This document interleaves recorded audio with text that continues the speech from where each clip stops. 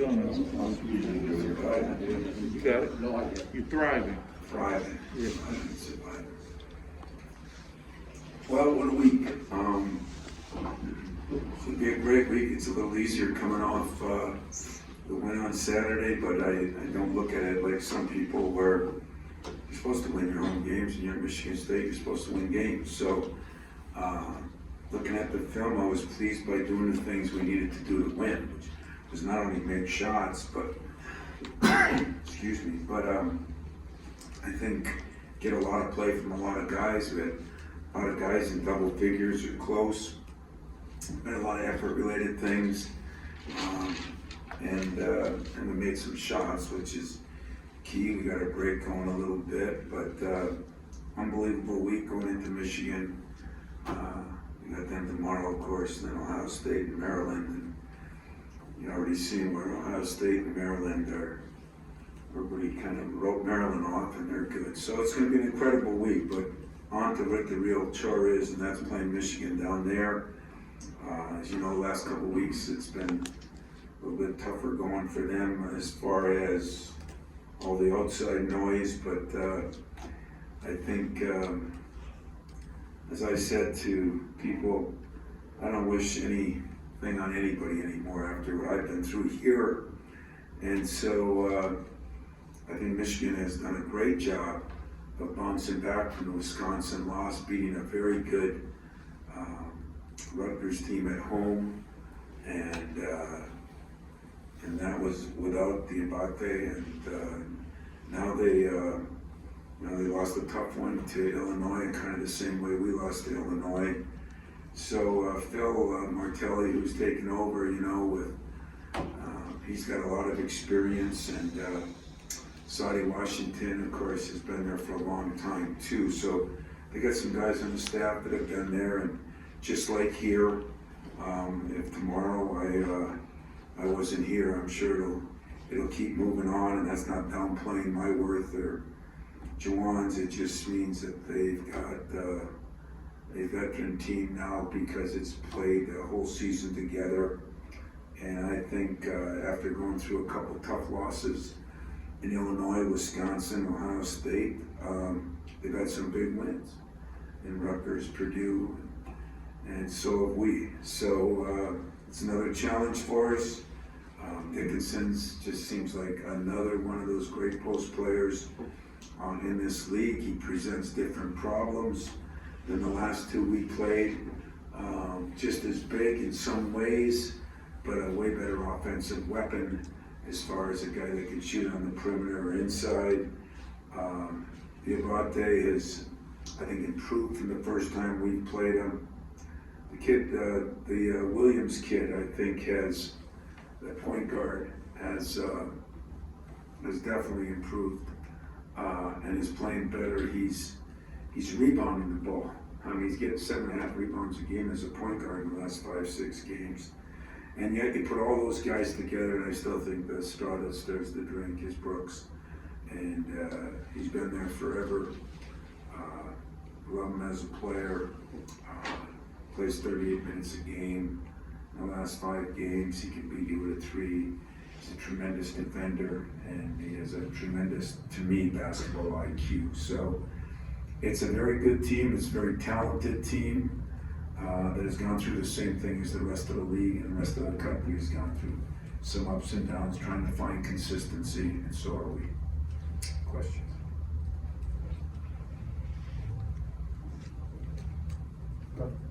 Oh, I thought you were going to go with no questions. The Michigan week was going to kiss everybody and leave. I remember when Juwan hired Martelli as an assistant, you thought that was a good hire. What's your history with him? And I know that you have high regard for him. Well, Phil is, and I have been on some boards together. I mean, I knew him when he was at St. Joe's, the job he did there, when he almost, I think they went to Elite 8, but yeah, they had a little guard, Nelson, who was really good. And when I got on the board with Phil, we talked about that and how he coached him. Phil's a very principled guy. He's got great experience, but he's a good coach. a good guy and he does it the right way. So to me, that's all three. And at one time, I think Phil's roommates was Gino Oriema and what's his name from Ohio State, Jim Bryan. Which I thought Mariucci and I had a hell of a apartment or trailer. That place must have been something. It's probably still damaged back there, but yeah, I think you know, his staff has been there. They're solid. They've got some guys on his auxiliary staff that have been there, and I'm sure this has been hard on Jawan. Like I said, I don't wish that on anybody. I really don't. But I think Phil has done a good job and will do a good job as long as he's here. Hey Tom, to say Michigan week is a big week is an understatement, and you're going on the road, hostile environment. Are there some advantages to this kind of setup where you're going on the road, you know, in a hostile type environment for you guys? Yeah, I don't know if advantages is the right word. I think the next step we have to take, you know, to learn how to play well on the road. We've got 2 games in a row. We're going to be traveling the whole week. But going to Ann Arbor, you know, debated on going down the day of the game and night before. We're going to go down tonight just because these quick turnarounds and everything. We want to make sure our guys are getting some rest too. And so I don't know if there's never an advantage, I guess, in playing on the road, but I'm looking forward to seeing how we respond playing on the road. I really am. I think we're in a good place as far as you know, where we are. Other than that Iowa game, I think we've done some things in the last couple games where we've made some progress, but we're not happy where we are by any means, as I'm sure they're not either. Yeah, Tom, I just want to ask you kind of your approach to this last week. I mean, your Big Ten title is not on the line, but you do have the NCAA, you know, wrapped up. I mean, what do you kind of want to see out of between now and the end of the regular season? You know, I want to see the same thing as I want to see if the Big Ten was on the line, and if or last year, when, you know, I don't know what is or not on the line, but the most part I want to see is improvement in my team. You know, are we going to consistently improve in areas that we need to improve on? Shooting the ball isn't one of them because I don't think anybody's trying to miss shots, but playing with the emotion, the effort, doing a little better job, and there's things that we think we really got to improve on. You know, this now getting to the free throw line is a problem, you know, because we need to get there more because we are the best free throw shooting team in the league, and it'd be a shame not to get there and be shooting the ball so well. So that's one of them. You know, continuing to rebound better is going to be one of them, and then pick and choosing our poison on how we cover certain things and certain people. Those will be the issues we're looking forward to, not only here, but then we got that real quick turnaround and another quick turnaround. How do we do that? Is that going to prepare us for the Big Ten tournament, hopefully for the NCAA tournament? That's the advantage you can have going into this kind of week. You can talk to your players about, hey, this is the way it'll be if you make any noise later on in either one of the tournaments. You have learned to prepare, get ready, get rest, do whatever you got to do, but make sure you're ready to play. You kind of mentioned about the quick turn. Michigan obviously has the quick turn from Sunday. I guess, first of all, like front end versus back end, how does that, I mean, I'd imagine the back end probably a little tougher to do, but also for you guys with the week, how do you kind of plan on mapping that out in terms of, do you go to Ohio State right from there, and kind of, how do you kind of do that quick turn on your end? You know, we really debated what we wanted to do, you know, come back here, then fly here the next night, and then fly back after, and you know, it's midterms here. I think sometimes the higher up offices forget about those things, but we do go to school here. So we had to really change a lot of our classes. We thought the best approach to make it safest, best for our players, get the most rest. We're going to play there. We're going to bust down to Columbus because we looked at flying. We'd save maybe a half hour, 40 minutes by the time you bust the Willow Run, and bust from there to because their airport's a little bit outside of town, and then we worry about any kind of weather issues. So we're going to bust down there, probably won't get us in till 3 in the morning or whatever. And then just kind of play it by ear, you know, depending where we are. If we're gonna get up the next morning, we don't plan on sleeping in all day. We're not like you guys, we're gonna work during the day. So we're going to probably get up, I think right now scheduled for 10 o'clock, have breakfast, film sessions, walkthroughs in the hotel. They were kind enough to let us practice over there. I think that's later on in the afternoon. We'll come back at night, some more walkthroughs, and it's game day. And then we'll fly back right after the game and try to get ready for Sunday, which will not be an easy task either, because I think they're an effective team. They play a lot of guys really close. It's been a strange year for them, but all 3 of these games will be big games, nothing bigger than Tuesday nights, because that's not only the first one, but it's the rivalry game. I'd imagine you also have to have a day off in there. No, if the NCAA wants me to take a day off, handcuff me, take me in. I don't know what the plan is. I mean, yesterday we just had a short meeting. I don't know if that's considered a day off anymore. I think you gotta make sure the kids get every ability to do whatever they want, whenever they want. So I don't know how that works, but I'll just say publicly, if anybody wants to arrest me for having 4 games in 8 days and not taking a day off, guilty. Tom, over here. You first did the scout for Michigan almost 2 months ago, and you've done it 3 times now. I'm wondering how different, based on who they've evolved into and who you guys are, is the scout today than it was in early January? It is different.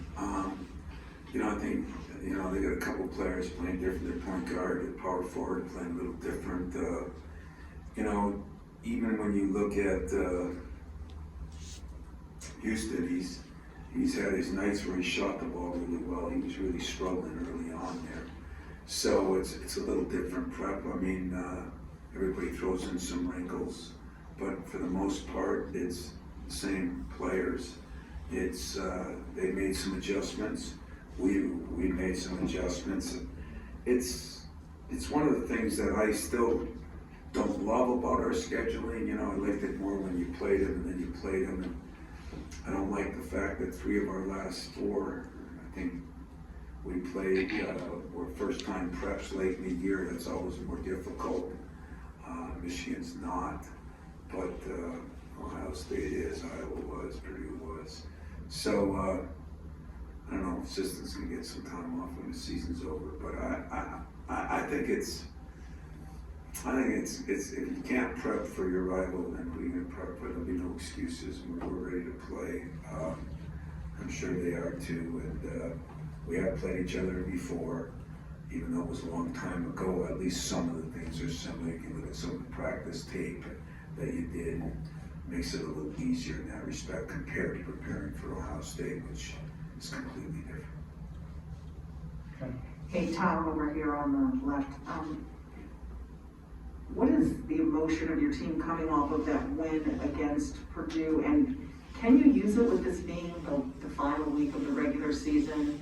I know you've been searching for that consistency, but does it feel like maybe you could kind of ride an upward trend through this week with all of the... Yeah, just like a surfer, you know, we're gonna ride that wave, you know. Those trends are earned, you know, they're not, can't snap your fingers and get them, they're kind of earned. And I think we have practiced well. I said that. I said when we were struggling a little bit, you know, players haven't given up on anything. They're still practicing very well. I don't see anybody acting like, you know, the world ended, but I also don't want to look like winning a game. I mean, we're at Michigan State. That's what we're supposed to do. We're supposed to win games. That's the way they better be thinking anyway. But I think everybody's human, and when you play better, when you shoot better, you feel better. When you defend better, you don't necessarily feel better. When you rebound better, you don't necessarily feel better. But when shots are going in, you're running games going, you win a big game, the home crowd is crazy. Yeah, that's that giant wave that you can catch, and hopefully you can ride it from LA to Hawaii, you know, and that's kind of what you hope to do. and get some momentum, especially this day and age where everything is so mental. But it's also fool's gold that that's all you're relying on. So I'm relying on using that to say, this is what we can do, you know, here's what you did and here's why you did it. This is what we gotta duplicate if we're gonna move forward. I guess, just to follow up, does all of that carry a little more clout with the finish line being in sight, the finish line to the regular season being in sight? I mean, I think everybody would rather be playing their best basketball at the end of the year than the beginning of the year. And, but one game doesn't do that, you know. But you got a chance now to put some games together, and that's what we're gonna try to do, put some games together, be better at the end of the year than maybe in the middle of the year, and see if that can propel us a little bit. I mean, everybody's had some of these ups and downs this year. What did we see the other day? The top six teams all lose. And I heard people, I talked to my buddy Seth Greenberg, and I said, that's such a big surprise. And that's what we've seen all year a little bit. And I think most people would agree it's been one of those years. Here in the back, Coach, I actually wanted to ask you about all the upsets this past weekend. Obviously, you guys played a role in that, and what does that say about maybe the level or just the climate of college basketball right now as we head into March? Well, it says both. It says about the level, it says about the climate, it says about the parity, you know, and I think our league, man, I just keep saying it's been like 4 or 5 years now where I think top to bottom, it's been really good, you know, and it's been a couple years the top's been better. There's been a couple years the bottom's been worse, but if you look at collectively, I think top to bottom, the league has been really, really, really good. And, you know, we look at a game we lost at Penn State and then Nebraska. I don't know, anybody see the Nebraska game last night? I think Nebraska would have beat everybody in the league last night. And they were that good. And there's been other teams that have gone there and lost by one or won by one or won by two. You know, sometimes we all know that a win or a loss is a win or a loss at the end of the day. But as far as your team getting better and what you're doing, you could play and lose a game and play better than sometimes when you win a game. So for a coach, I think it shows a lot of parity. It shows that there might not be any super team in the country like I'll say North Carolina in 2005 or 2010 when it 09. one of those years. I guess that's a good problem to have, is forgetting which year you were in a Final Four. But in 09 in Detroit, you know, I think they would have beat the Celtics that day. But they were kind of a super team. Duke's had one or two of those. But this year, I think a lot of people could say a lot of people could win a national championship. I think a lot of people could say a lot of people would get to a Final Four. And that's good and bad. You know, it's good for a lot of teams, but it makes it hard on everybody. Tom, when you think of Julius, you know, you might think like toughness and size and rebounding and stuff, but scoring maybe a little further down that list. But the last couple games, he's giving you guys quite a bit. What have you noticed from him there? It seems like he's just playing a lot of confidence offensively right now. Well, Julius is a tough kid and a smart kid. Those are two good qualities to have. Plus, he has worked on his shooting. You know, the sad part is I made those 2 big free throws late, but he missed 2. He was shooting 90% at one time. Missed one in the Illinois game that was costly, and he's worked on his 15, 16 foot shots. I mean, I think he's going to develop into, you know, I keep telling him, why not Xavier, you know? And he's got to rebound a little bit better, but he does post deep and post hard, so we can sometimes get him in, he's getting to the free throw line. So Julius has helped us, he does some things, he's, you know, consistent on some things. You know, not always big enough, but he's tough enough, and I would agree with you. You wouldn't have looked at him as an offensive player as much, and he's becoming that. He's got the nice little jump hook, gets to the free throw line, makes his free throws, and now he's got a 15-foot shot that he's making. So happy for Julius.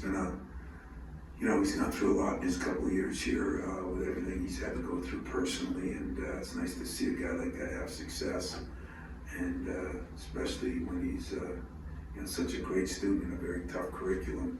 It's been harder for him than most. When you see that piece coming around, does that speak to a greater confidence in just what he's doing these days, his role, his place, and everything? Yeah, you know, I think he's in general just feeling more comfortable. I mean, his freshman year was a wash. You know, he had went through a tragedy like most of us don't have to go through, and you know, he almost kind of checked out. I mean, a little bit, you know, just trying to survive day to day, and as I can't imagine what it would be like, so I'm not going to try to. But you know, sophomore year, you could see a little growth, and last summer he spent a lot more time on basketball, and I think he's, you know, like some other guys I've had, he's starting to go from liking it to loving it, and if he gets to live in it, who knows? Tom, Devontae Jones is a much different player than the guy you saw a Why minute did I, ago. you know what, I don't know why I had so many things on my mind. I said Williams, I meant Jones when I said that, yes. Devontae Jones, very different, and Tyson now has improved a lot, too, over that time. Does it take a little bit longer for portal point guards to really get it than other positions because everything is on their plate? Well, I think so. I mean, I think quarterbacks are quarterbacks, you know, no matter what sport it's in. And, I mean, the guy's been impressive. He gets 25 points yesterday. I want to say he was 7 for 7 from the line, hit a couple of threes. He hasn't been shooting the ball great. Although, like Tyson, where he came from, he was one of the better scorers in that league. And his rebounding has been off the charts. He's the second leading rebounder in the team in the last 5-6 games. And that's amazing, you know, and at his size. But he seems like a strong, tough kid. He seems like he understands the game. I don't know him as well because, you know, he hasn't been in the league as long. But I have been really impressed with his knowledge. They got the ball in his hands a lot. And I would say yes. I think in general, quarterbacks just don't come and happen. They can understand the system, they can understand the league, they can understand the other players. And maybe both of ours are starting to come around to them. I'm wondering, usually at this time of the year, there's a light at the end of the tunnel for some of the seniors that kind of look at it and say this is the finality. Obviously, the COVID situation that is kind of maybe extend some of that. Are you noticing any challenges with that with guys to maybe either see or kind of grasp that right now? You know, I think everybody in the world, not just athletes, not just players, you, me, everybody else, went through two of the most bizarre years that my 95-year-old mother never went through. So I think everybody's trying to find themselves and figure out, you know, a lot of figuring out what am I going to do when I'm done, you know, am I really done? I mean, let's face it, all three guys could come back. I don't think that'll happen, but I don't know what'll happen. There'll be a lot of interesting conversations at the end of the year because these guys have been through so much. And even though we pushed and beaten and yelled and screamed and hugged and kissed and done all the things that you really want us to do to your own sons, because it's been a traumatic 2 years. And I think everybody's in the same boat, you know. I don't know if you look at it as light at the end of the tunnel, because that means you're done. And whenever you're done, that's not an easy time. Not an easy time as a coach. Somebody said, can you believe it's the end of the season? I said, no, but more importantly, I can't believe that Gabe will be done. I can't believe Marcus will be done, you know. Joey, if he chooses to be done, you know. That's more mind-boggling than just one season. That's a 4-year deal that seems to go by so quick. But it does. And so, I don't know how people handle it. You know, I'm trying to learn how to handle it myself because it's been different than other years. You know, when there's definitive things in your life, you can prepare to handle them. When they're not definitive, am I done? Am I not done? Where am I going to go? What am I going to do? it makes it more difficult. So that'll be some of the things we'll talk about on this trip. You know, we'll just kind of try to get a feel for where everybody is, not whether the guy would come back or not come back, just how he feels, how fast it went. To me, I would think this went faster than ever. But then again, it could be longer than ever because of sitting in a room, sitting in an apartment, doing nothing, you know, all the things that these kids have gone through that most of you and me never went through.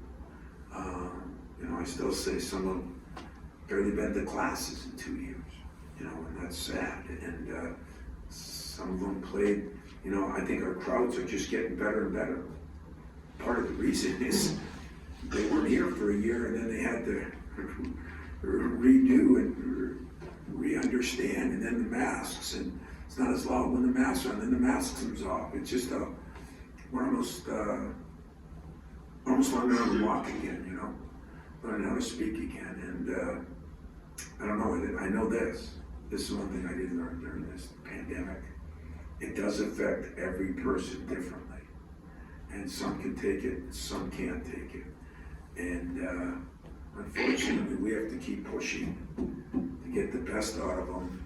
But done a lot more talking and trying to understand in the last 2 years than I have coaching. But I think every coach has probably been in the same boat, and I think you guys as parents be in the same boat too. You know, it's been an interesting time. And it makes me sad that I got a couple of guys that are seniors that have their last 2 years of college. You know, all they hear is stay in, don't get COVID, don't go out, don't go to class, don't meet anybody's. It's sad, but it's the same for everybody, so there's no excuses, it's just sad. Speaking of Gabe, he walked in here after the game on Saturday with that typical Energizer Bunny-like attitude that we haven't seen in quite some time. So how do you hope that he bottles that up, as Jack likes to say, going forward for this week and for what's ahead? And just, I know some of that came from his shooting as well, the confidence that he had there. You know what I told him, and this is weird, I think I told you this story after I told him that day. Part of my pregame speech is, Gabe, we're gonna put you on the best shooter and you're gonna guard him. And you're gonna have to guard him, it's gonna determine whether we win or lose, and I'm gonna put it right on your, you know, back, how's that? And I actually think he embraced that. And maybe because he was struggling shooting the ball, it gave him something to embrace. So I told him his defense helped his shooting more than his shooting helped his defense. And if you could look at that, the energy things you do, but Gabe is always energetic. You know, I was happiest for Gabe because through this whole thing, even his own shooting slump, some losses, every practice he came to practice. Every practice he came with some energy. I'll miss him in that respect, but I also, I'm gonna worry about missing him until he's gone. And so we still got some games left. Gabe's still an important part. He's gonna have to guard people and score points because that's what his job is. And keep the rest of us energized because I think that's what he enjoys. So, been interesting the way Gabe has, you know, come around, and you look at the last 2 years, and you really pull for your seniors to kind of finish off in the right way. Tom, a couple minutes ago you mentioned, you know, so much of this year has been mental, and we've talked about that a ton. We haven't talked as much about physical health and durability and everything. Fortunately, you know, you've mentioned not a lot of injuries. Does this team feel pretty fresh? And when you've got 3 games in 6 days here, does that become a concern at all, just trying to manage that near the end of the season? Well, it becomes a concern because you haven't had to do it much. You know, last year we did it, sorta. We played those games, but you know, we were rattling so many people, and we had 3 point guards, we had 4 centers, and we were just playing them. And there was school to lay in bed and watch. There wasn't school to attend. So you just had different things you went through. And I say that I won't know that till the game goes on. You know, I mean, we're pretty healthy. I don't see guys fatigued. I've done a better job than normal trying to have walkthroughs instead of full go practices. But we're going at it today, and then we're going to play tomorrow, and then we'll make some decisions on what we do on Wednesday and Thursday morning, and then coming back, you know. But each time the game ends, then if you play better, you're going to feel better, even if you're fatigued. And if you play worse, you're going to feel worse, even if you're not fatigued. I mean, that's just the nature of the beast. So I say let's play better, be fatigued, and not feel fatigued. That'll be the way I look at it. Anything else? Starting lineups are ridiculously overrated in your sport, but do you anticipate keeping with what you did the other day? I do. I anticipate that. But I guess as I put on point on certain things in practice, things could change, but I don't see that. I see a rotation. I think, you know, maybe helped us in one way, maybe didn't in another way. I know this, I got 8 or 9 guys that gotta play, and I'm gonna use every one of them. So you're right, they're a little bit overrated. But, you know, ready to play. It's gonna be fun to go down there and see what we can do. I think that's the way everybody looks at games at this time of year. Thanks, everyone. What are you gonna do, Fred? No baseball?